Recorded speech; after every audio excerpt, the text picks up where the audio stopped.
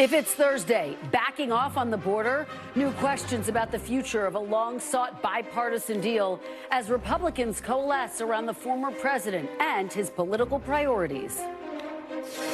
Plus, combative in the courtroom. After a series of heated exchanges and rebukes from the judge, former President Trump takes the stand and testifies in his own defense in the E. Jean Carroll civil defamation trial. And President Biden touts better than expected economic numbers in a key battleground state as the White House makes a new plan to handle the uptick in political protests on the trail.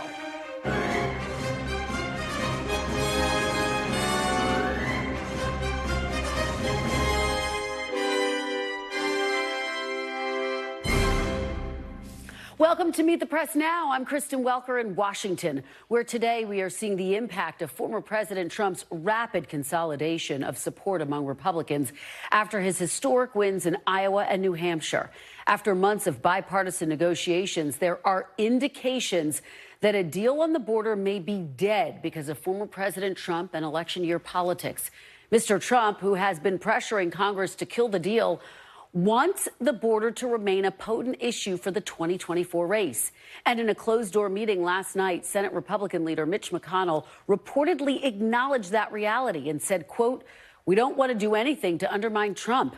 It is an abrupt change for McConnell, who just hours earlier was publicly praising border negotiations.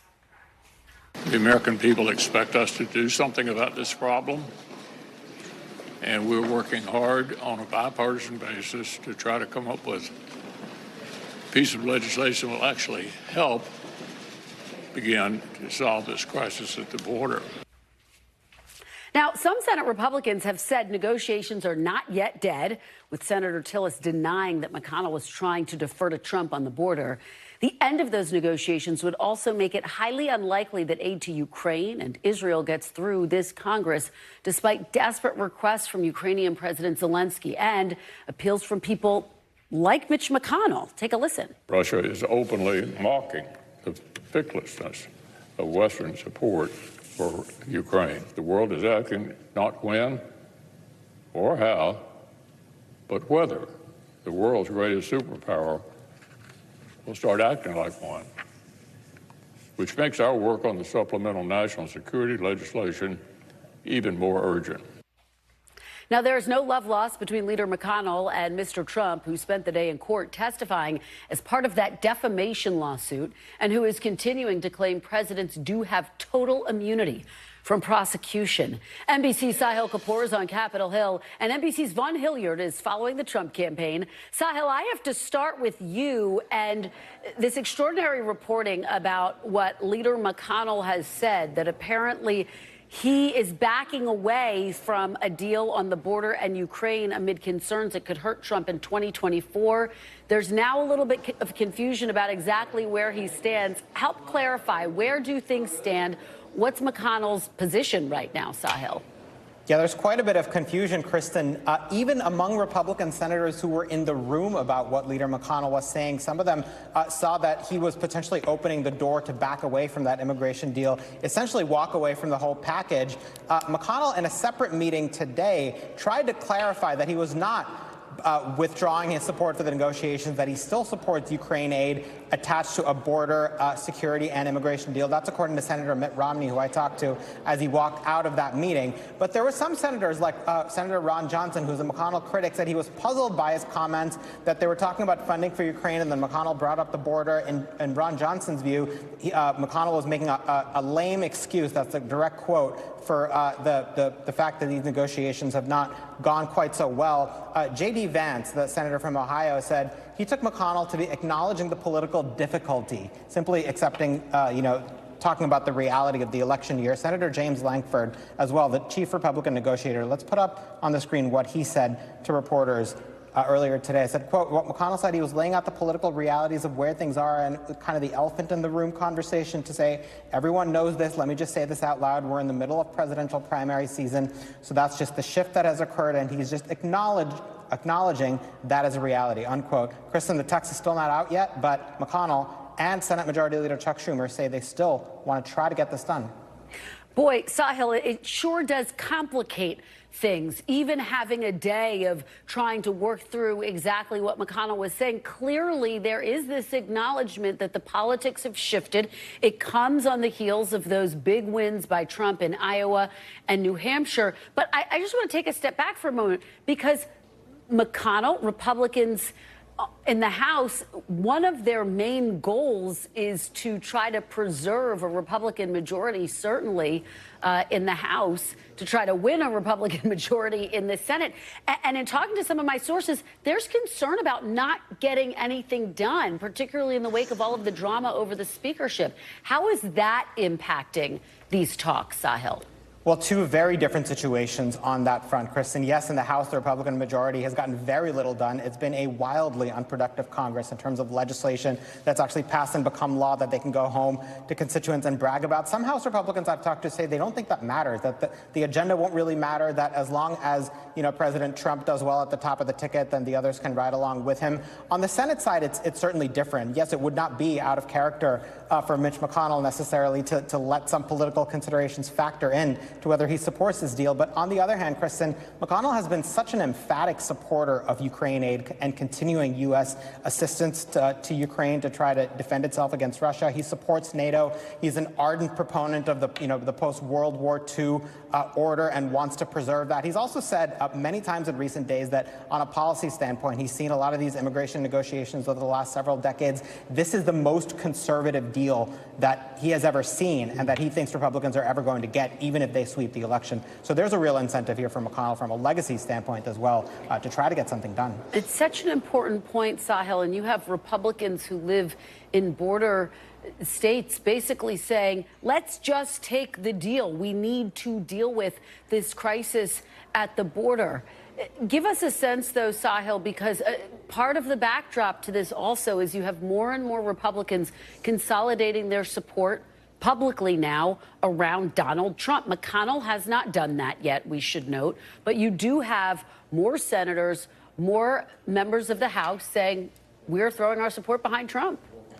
And that's precisely the big picture factor that is coloring all of this, Kristen. Republicans are divided as to whether to take a half measure on a deal, or some say kill the deal entirely and try to use this as a political wedge because President Biden's numbers really are weak on this issue of immigration and the border. Voters do blame him for it. He is supporting this deal to try to mitigate that situation and give the executive branch more tools to combat and manage the flows at the border, but that's the division between Republicans. In terms of Trump endorsements, he has won over more than half Republicans in both the House and the Senate conferences. I've got some numbers written down here. 126 out of 219 in the House have endorsed him. 31 Senate Republicans out of 49 have endorsed him. Republican skeptics of Trump, and there are many, are at various points in the 5 stages of grief. Some of them have reached acceptance after his, dominant victories in Iowa and a little less dominant, but also clear victory in New Hampshire, including Senator John Cornyn says it's time for Republicans to unify behind him.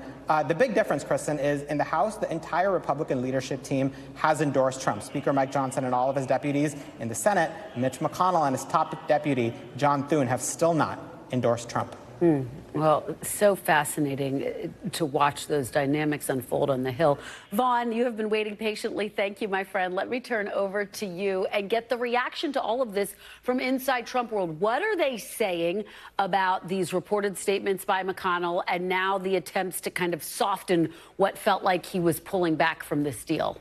Right. So far, quiet, Kristen. I think that this is the delegate in to the extent that Donald Trump is ever delicate about anything. The delicate walk that he campaigning will have to take. It's a recognition that he has been at the forefront of calling out the crisis at the border, and for Donald Trump, understanding at the same time that it is a key political issue for him. Just take the results in New Hampshire. The exit polls from this primary on Tuesday showed among Republican primary voters, about a third of them said that immigration was their top issue. And among those who said it was their top issue in voting, 80% to 20% Donald Trump to Nikki Haley. It is a dominant issue that not only propelled Donald Trump politically in 2016, but Donald Trump on the campaign trail has made the case that he didn't talk about it enough in 2020, and that may have damaged him in his second presidential attempt here. And so, notably, on social media, he has continually honed in on E. Jean Carroll trial and his actual primary battle, but we have heard him quiet when it comes to the actual immigration deal. Instead, we have heard the most coming from Speaker Johnson, who has been the one articulating Donald Trump's opposition to this immigration deal that has been in the works. And Speaker Johnson making the case that Donald Trump wanted them to come to a halt in negotiating. I want to let you hear from Donald Trump, if we may, Kristen. I believe we have an old bite of his in which you can hear part of his rhetoric when talking about immigration on the campaign trail. On my first day back in the White House, I will terminate every open borders policy of the Biden administration, stop the invasion of our southern border, and begin the largest domestic deportation operation in American history. We got a lot of work to do. They're poisoning the blood of our country. That's what they've done. They poison mental institutions and prisons all over the world. Kristen, in New Hampshire the other night, at each of his rallies over the course of the last month, he has continued to make immigration a dominant force and making the case that Democrats don't care about the border issue, and instead making, of course, this is an extension of the conspiracy theory that they, in fact, want migrants to be coming into the United States so that they can make them voters and change the dynamic of the electorate in the country, which, of course, is just not true and not backed up by evidence. Yet Donald Trump has used it consistently for his own political purposes on the trail. Yeah, absolutely. And Vaughn, talk a little bit more about the strategy that you expect us to see from Donald Trump. Obviously, he's trying to apply pressure to Nikki Haley to drop out of the race. We know that. We are seeing other Republicans echo those calls. We also know he canceled an appearance tomorrow night in Arizona. Right. What can you tell us about that? Right. This is, for Donald Trump, this is the difficulty, if you will say difficulty, between the courthouse and the campaign trail. For him right now, at a time in which these conversations are wrapping up on Capitol Hill, he was inside of the courtroom today, even testifying about in the E. Jean Carroll defamation trial. Tomorrow, I am told that he will no longer be traveling to Arizona. The Republican Party there was going to be holding what they call a Freedom Fest, a major gathering of activists tomorrow night. He is no longer now going to be attending that in the key swing state of Arizona. But for Donald Trump, this is a multifaceted campaign here at this point. And when we're talking about the immigration issue, this is one piece, along with elements of the economy, that he has continually pointed to as aspects of the Biden administration that have not worked for the American people. And this has been a difficult part at a time in which the economy has improved, the job unemployment rate is looking good, inflation has been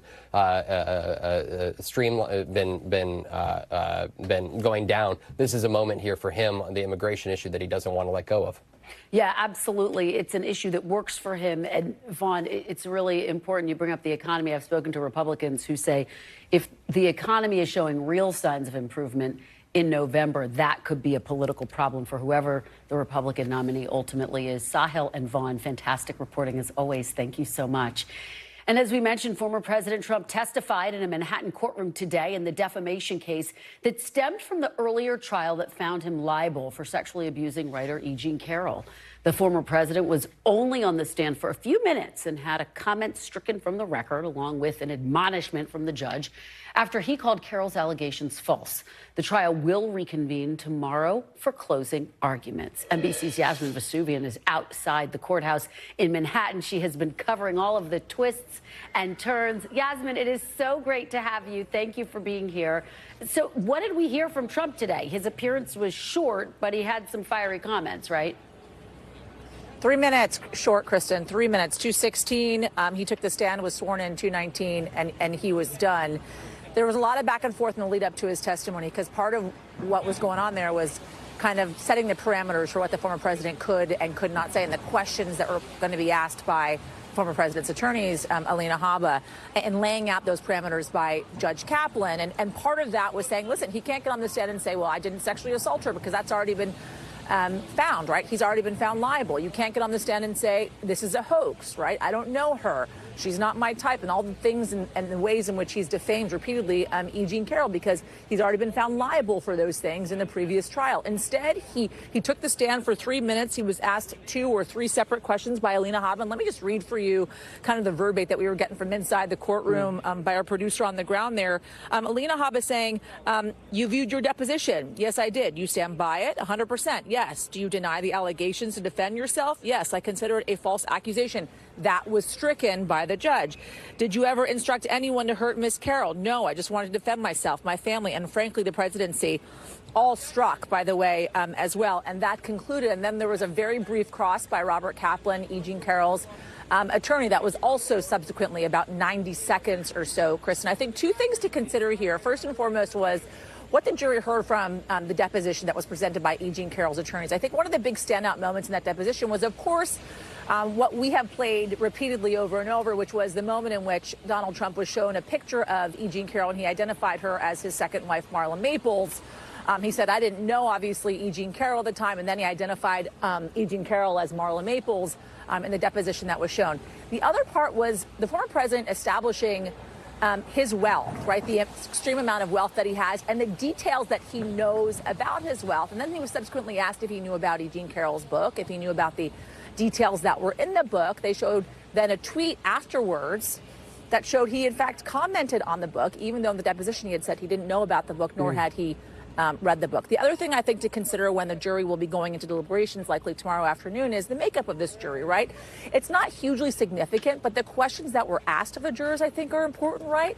And the folks that were chosen were fairly kind of vague and innocuous about the news outlets that they listened to, right? They didn't choose anybody that said, well, I get my news from MSNBC, or I get my news from ABC or NBC News or New York Times or Washington Post.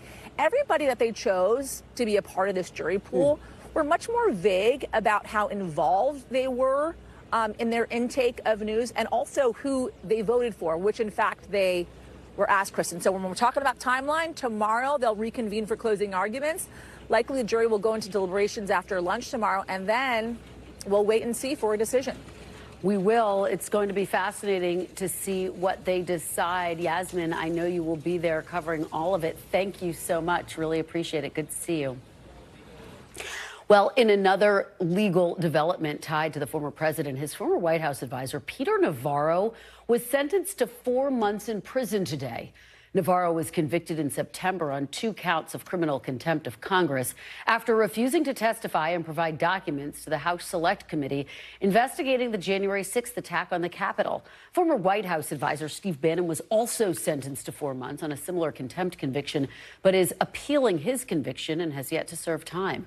Navarro's lawyer is seeking to delay the imposition of his sentence as well, citing, quote, novel issues in the case, including Navarro's claim that Trump had invoked executive privilege. Well, coming up, the latest moves to try to free the hostages being held in Gaza. The director of the CIA will hold high-level meetings to try to broker a deal. Plus, President Biden hits the trail in battleground Wisconsin as his team prepares for more demonstrators and more disruptions as the election heats up. What are they going to do about it?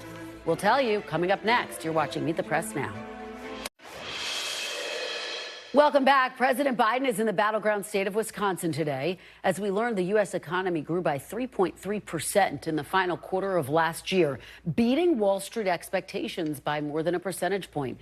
In a statement, the White House called the data good news for the American families and American workers. In Wisconsin, the president touted what he sees as his accomplishments in a state that will be key in November. 14 million new jobs since I became president. 169 new jobs in Wisconsin, 200,000 in Minnesota, nearly 800,000 new manufacturing jobs nationwide, good-paying jobs. And employment has been the lowest, been below 4% for the longest stretch in 50 years. That's our economic plan. Invest in America, invest in American products, build in America. That's what we call Bidenomics. Now, notably, in contrast to his events in the past 2 days, President Biden was not interrupted by protesters today. But NBC News does have exclusive new reporting that the Biden team is ramping up its strategy for dealing with more protests from the left and the right. Gary Grumbach is in Superior, Wisconsin, and he joins me now to break down everything. So, Gary, let's just start off with the president's message today on the economy. There it was again, Bidenomics. There's been some debate within the Democratic Party. Should he continue to use this term? Clearly, he decided to today. He decided to today, and it really struck me, Kristen, when we were talking to Yasmin, the contrast could not be clearer today between Donald Trump, who was sitting in a New York City courtroom, and President Biden, who is out here around the country talking to voters and trying to convince them that his economic message and that his administration accomplishments are what people want to see over the next 4 years. He was here in Superior, Wisconsin, really promoting a $5 billion grant from the bipartisan infrastructure bill that's going to go to 37 different infrastructure projects around the country. One of the biggest ones is here in Superior. It's called the Blatnick Bridge. It's a bridge that is in between Duluth and Superior, Wisconsin, and 30,000 people go over it every single day. It's a really massive, important bridge, and a bridge that really is crumbling right now. We drove over it, and we could tell it was actually crumbling as well. So this is a message that he's trying to get out and show people that this is the economic message that he thinks people want to see. Kristen? And Gary, just looking forward, what does the campaign have planned when it comes to visiting states like Wisconsin in the coming months? Are we expecting his events, his travel to ramp up? Yeah, we were expecting his travel to ramp up, and especially in Wisconsin. The White House has sent 3 administration officials to Wisconsin just this week alone. Vice President Kamala Harris was here on Monday on the anniversary of Roe v. Wade, and Treasury Secretary Janet Yellen is going to be here tomorrow. Clearly, Wisconsin is a state they know they want to win, and they need to win. Kristen? Let me ask you, Gary, about this new reporting that NBC News has. As I said at the top, there weren't protesters at today's events, but there have been some protesters this week, pro-Palestinian protesters. What is the White House's plan to deal with protesters in the coming weeks, in the coming months, and the concern that it could overshadow his message? Yeah, this event today was certainly a smaller event, and we're told it was actually invite only, so perhaps that is why there were no protests happening today. But the White House is understanding that this is a problem when it interrupts the message of the president when he's on stage. So they've hired a guy named Doug Landry. He is an expert at campaigns. He's done campaigns over the past several years, and he is somebody who they believe can come in and come up with a creative solution.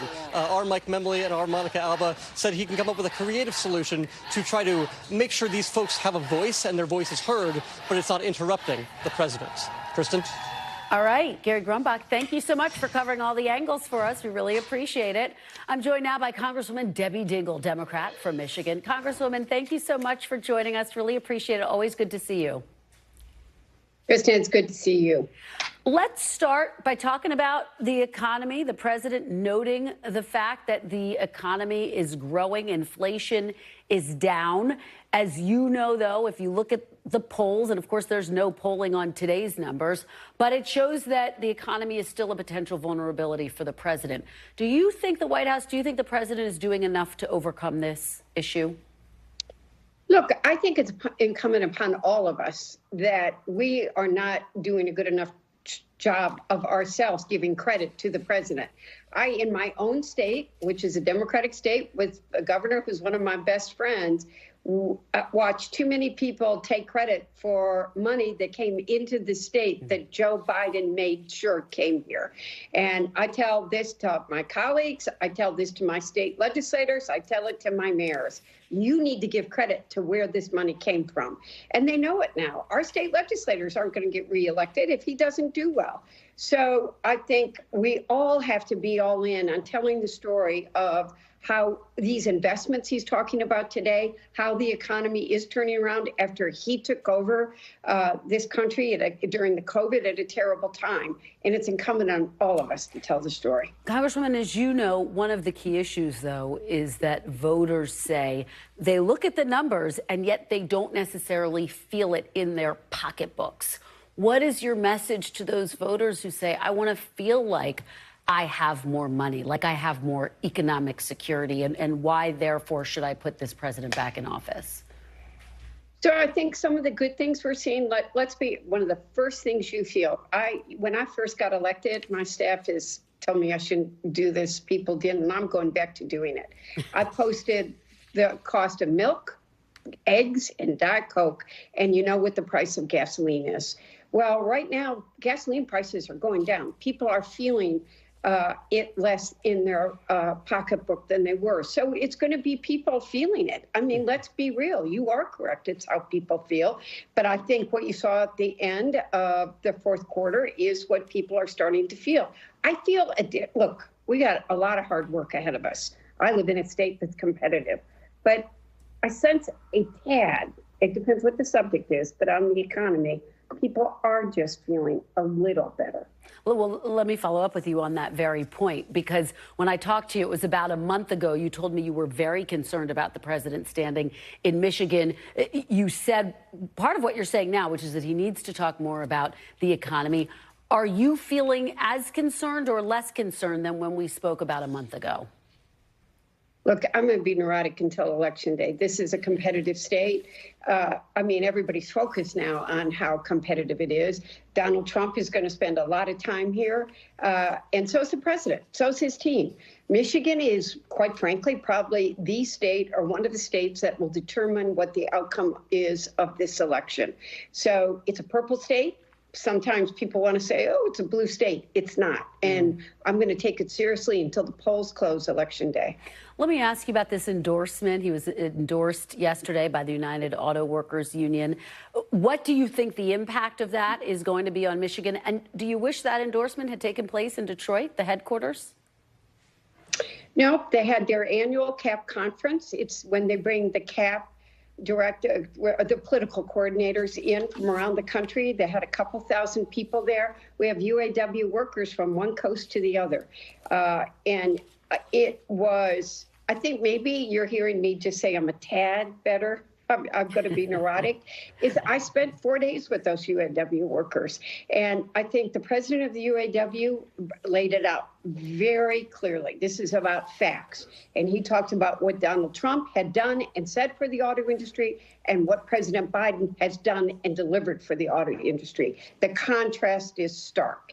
And I talked to those members. They hadn't thought about it quite the way he had laid it out. Many people tell me they think it was one of the strongest labor endorsements the president's received. Well, look, I want to follow up with you on something I was just discussing with Gary Grumbach, which is that the president has been interrupted in recent days by protesters. In this case, they were pro-Palestinian protesters. But as you know, protesters go along with campaign events. It's part of our politics. The White House is apparently devising a plan to try to deal with protesters at events, to try to make sure that his message is heard. My question for you is, do you think that's the right way to address this? Are you concerned that his message is getting drowned out? And does this suggest that the president might need to shift his policy when it comes to the Middle East crisis? So you're asking me a lot of different questions there, Kristen. I mean, he is going to have to address I mean, I've been clear about that. In my home state, Gaza and Palestine are very serious issues. I've had, I mean, people died. People are connected to both sides. What Hamas did was terrible, but more than 30,000 people have died in Gaza now. I've spent actually most of my day with people in that community again, and they're upset. And he is going to have to talk to them. That's a reality. So it's going to be one of the issues. But you know what? This would also tell you is compare the facts. Remember that Donald Trump said he wanted to ban Muslims. He has done nothing with this community. And quite frankly, I'm scared to death of what could happen in foreign affairs if he was going to be elected. Look, I'm somebody who has the far right and the pro-Palestinians I've called for a ceasefire, and they protest me. I've been docked 6 times. We have to learn how to deal with it. We have to make sure that we are talking to them, that they're hearing and listening to us, but still talking about that overall message about why they will be the better president or the better candidate, period. Do you think President Biden should go so far as to call for a ceasefire? Does he risk losing Michigan if he doesn't, Congresswoman? Look, I'm not going to negotiate his foreign policy, but we all need to show there are people hurting on both sides. But when we have lost 12 100,000 children in Gaza. He himself says he's for a two-state solution. Netanyahu is not saying that. I mean, we've got to deal with this, and we've got to deal with it soon. I know it's complicated. I know it's not simple, but we're seeing too many people are dying. Yeah. Congresswoman Debbie Dingell, thank you. I always appreciate your time. Thank you so much for joining us. Thank you. Coming up next, on to South Carolina, Nikki Haley takes her campaign to her home state, hitting Trump and telling him to, quote, bring it. You're watching Meet the Press now.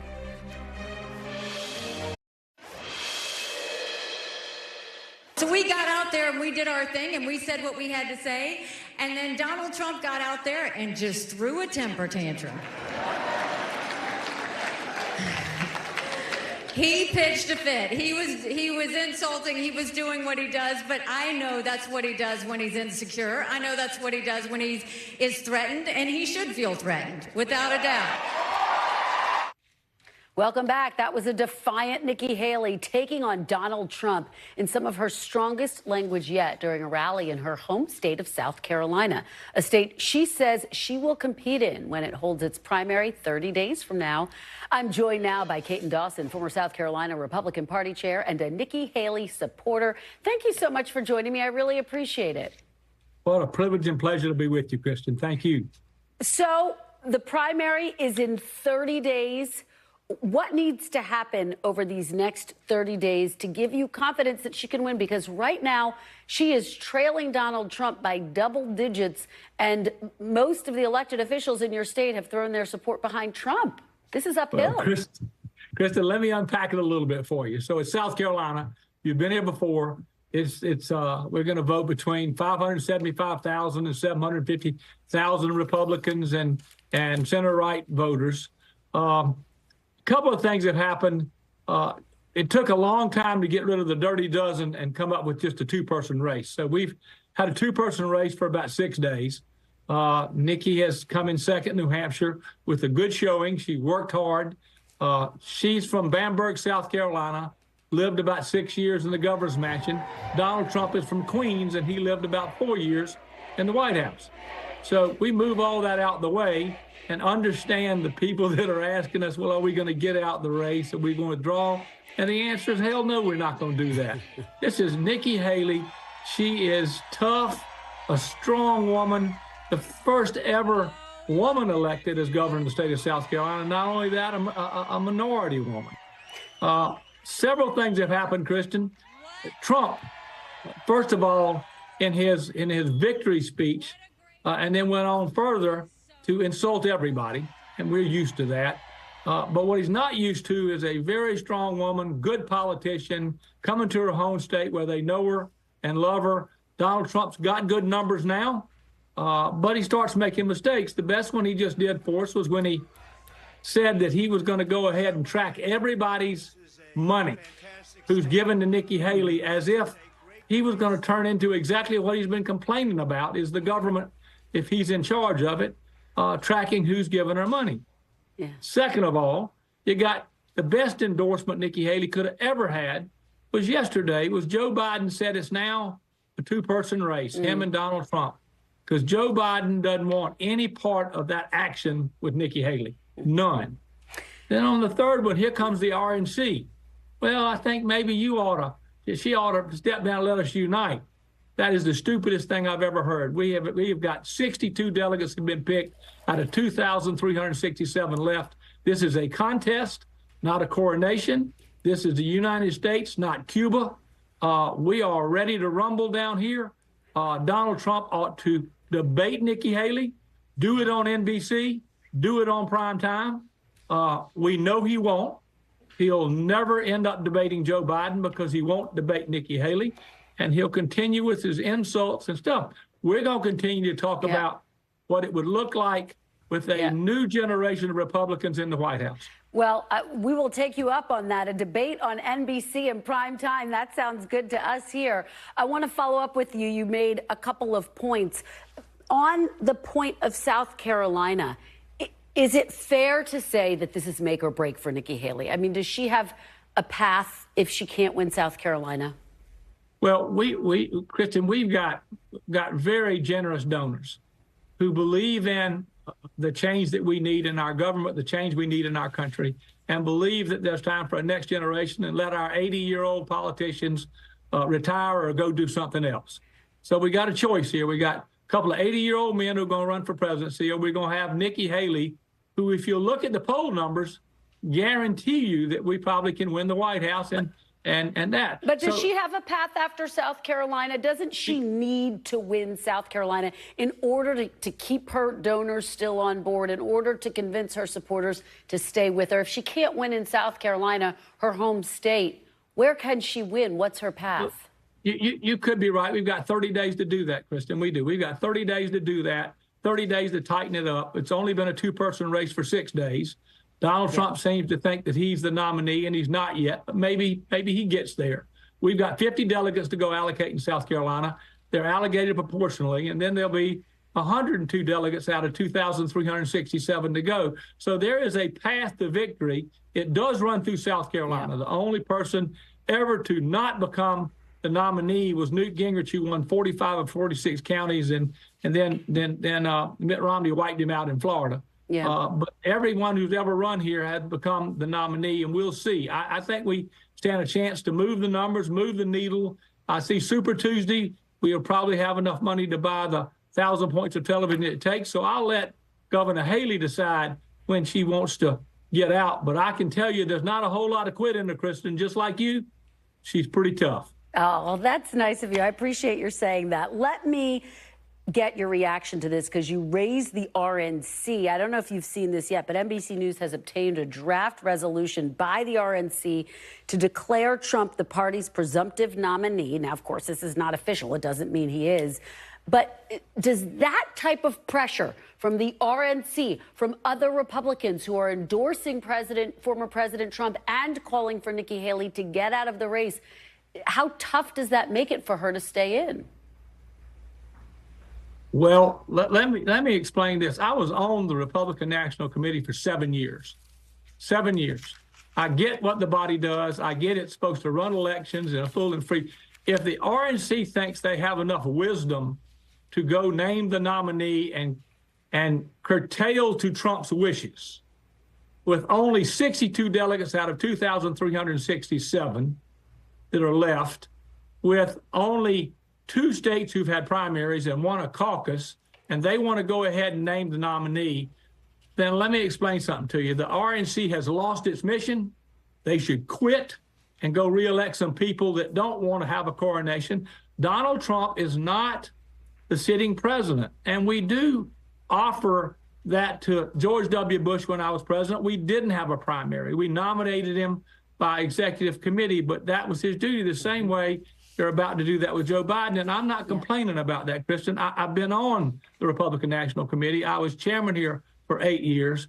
But Donald Trump didn't win. He lost. And he lost in 2018. He lost in 2020. He lost in 2022. So he's got to go run in a primary and earn it back. That's the way it is. The RNC is just that. It's 3 letters, just like the IRS. It's 3 letters. Most people don't know who it is. They certainly don't know who the chairman is. It is a body that is there to make sure we nominate in a proper fashion. If they're going to try to go do that, then they are falling to the wills of the White House. They want to make sure they go to the White House Christmas party and have all the trappings of that. We need to have a contest if we want to remain a political party in the United States of America. All right. Well, I will leave it there. Katon, Dawson, thank you so much for joining us. We have 30 days, so I hope you'll come back and join us again. Really appreciated hearing from you today. What a pleasure, Kristen. Thank you. Thank you. Pleasure for us. After the break, more on how Capitol Hill Republicans are reacting as the former president's path to the nomination gets clearer and his grip over the Republican Party gets tighter. You're watching Meet the Press Now. Welcome back. I'm joined now by my panel, Leanne Caldwell, co-author of The Washington Post, The Early 202, Amisha Cross, Democratic strategist, and Brendan Buck, former advisor to House Speakers Boehner and Ryan, and an NBC News political analyst. Welcome to all of you. So let's talk about the state of play here on the campaign trail. And what we are seeing unfold, which is defiance by Nikki Haley, who has really ramped up her attacks against the former president. I want to play a little bit and get everyone's reaction on the other side. Out of everything that he said in his rant, he didn't talk about the American people once. He talked about revenge. Leanne, she's shifting her messaging. Yeah. She's making it tougher. 30 days till South Carolina. She says she's in it. This is a candidate who has nothing to lose. So a candidate who was cautious for a while. She was strong, but cautious until the final days before New Hampshire, especially attacking her challenger, Donald Trump. And now everything is loose. And so she is going to do whatever she wants. There's not a lot of stakes in the game at this point. We'll see how long she stays in the race. We were talking earlier, it probably is a lot going to depend on how much money she has and if her donors stay with her. But to be clear, Donald Trump, even though he's still very angry and holding grudges against Nikki Haley for running against him, he and President Biden think that they are now in a general election. That's right. I mean, that is the extraordinary statement that came out this week. President Biden saying the general election has begun. Brendan, talk about the donors. I mean, they're watching this unfold. They're watching Nikki Haley get tougher. They're also watching Republicans coalesce around her and increasingly call for her to drop out of the race. What kind of impact does that have on the state of play?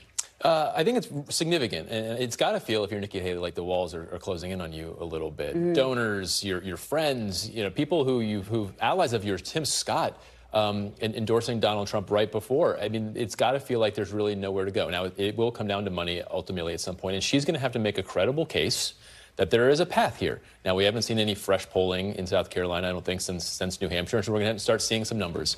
And if her recent attacks, which is a relatively new development, don't start making any changes in the trajectory that we're headed, I think all of us are going to start I think a lot of us have already realized that it's over. Yeah. It may be hard for her to credibly stand up there and say that there's a case. Yeah, as Katon Dawson said, ultimately she will make that call. Amisha, talk about, as Leanne just said, how the White House is responding to this statement from President Biden declaring that the primary's over basically before Nikki Haley decided that. And it comes amidst this campaign shakeup. They're bringing in some big guns from the White House to be at the center of the campaign.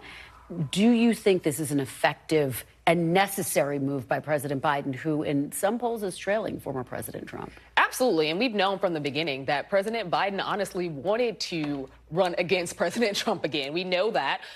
We know that he's defeated him before. We also know that this nation in national polls, there are more moderates in America than there are MAGA people. And we know that Donald Trump's base has not grown. He still does not have that moderate vote. He still doesn't have that undecided vote. A race between Joe Biden and Nikki Haley would have been a much different race than one between him and former President Donald Trump. Yeah, I mean, Brendan, talk about that a little bit, because what New Hampshire did expose were those vulnerabilities for Trump.